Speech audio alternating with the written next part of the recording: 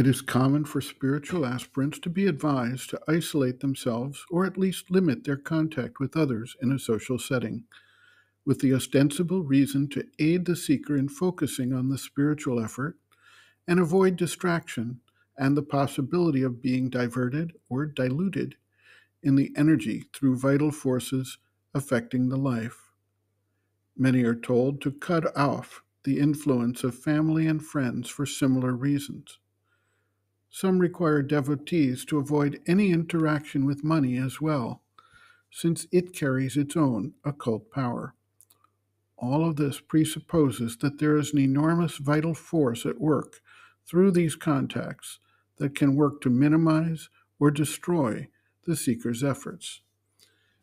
It is true that there can be a considerable impediment that arises through both the external impacts and the subtle internal operation of vital interchange that occurs. It is not, however, as automatic and as serious as it seems when we learn about all the restrictions and separations. There are multiple factors that can determine the actual impact. First, there is the closeness of the bond between individuals, with the bonds of family, loved ones, and close friends having potentially a greater impact due to the greater expected receptivity the seeker would have to such influences. Second, there is the intensity of the force that is trying to act. Most social interactions have a relatively weak force and thus tend to potentially create small waves in the being without having the impact of a vital tsunami. Third, there is the awareness and receptivity of the seeker himself. To the extent that he is focused, dedicated, and conscious, even a powerful vital force can be held at bay. The seeker, therefore, should avoid fear of vital interaction and exercise conscious awareness and a focused aspiration towards achievement of the spiritual goals, and thereby not be too concerned about the influences. When a strong or hostile influence shows up, of course, it must then be seen and resisted, but this is a much less common occurrence. In fact, a good deal of the talk of isolation and separation is intended to gain control over the individual by those in charge of the cloister, monastery, ashram, or other type of organization, rather than a real concern about the spiritual impact of social interaction.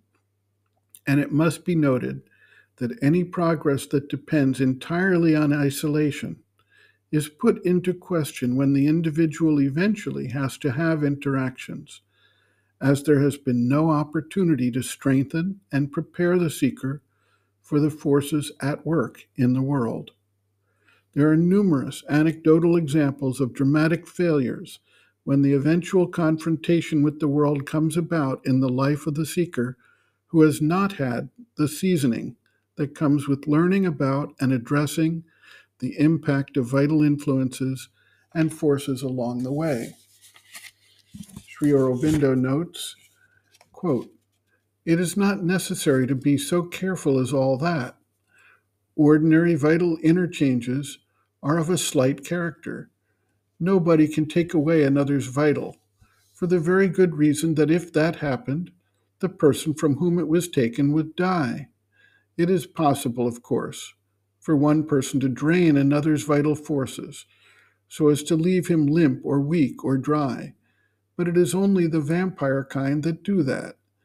It is possible also for one to give out too much of one's vital forces so as to weaken oneself or exhaust of energy, a thing which should not be done.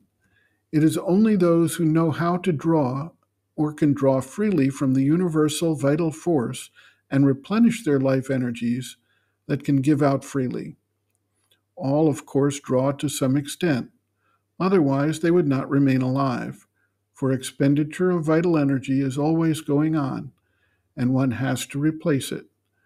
But for the most, the capacity for drawing is limited, and the capacity for giving without exhaustion is also limited. but the ordinary movements of interchange are harmless, provided they are kept within moderate limits. End quote. Reference, Sri Aurobindo and the Mother, The Hidden Forces of Life, Chapter 1, Life Through the Eyes of the Yogin, page 18.